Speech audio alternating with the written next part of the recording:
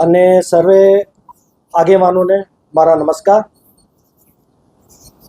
મહાત્મા ગાંધી, જવાહરલાલ નહેરુ અને સરદાર વલ્લભભાઈ પટેલ જેવા મહાન નેતાઓ જે પાર્ટીમાં રહ્યા, એ પાર્ટીમાં આજે જોડાતા અત્યંત ગર્વની લાગણી અનુભવું છું. મારી એક દ્રઢ માન્યતા કાયમ રહી છે કે ભણેલા અને જાગૃત લોકોએ કાયમ રાજકારણમાં આવવું જોઈએ.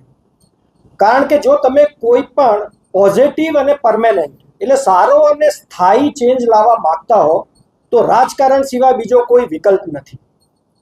મહાત્મા ગાંધી બાપુનું એક વાક્ય છે, બી the change you want to C in the world. એટલે કે સમાજમાં તમે જે બદલાવ ઈચ્છો છો એ બદલાવ તમે પોતે બનો. બસ આ જ વાક્યથી પ્રેરિત થઈ છેલ્લા 13 વર્ષથી હું રાજકારણમાં છું.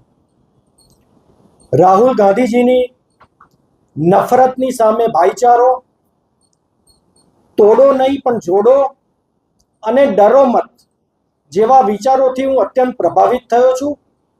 અને આજની રાજનૈતિક પરિસ્થિતિમાં જો કોઈ પણ રાજનૈતિક બદલાવ અને વિકલ્પ બની શકે એવી કોઈ પાર્ટી હોય તો એ નિસંદેહ કોંગ્રેસ પાર્ટી જ છે.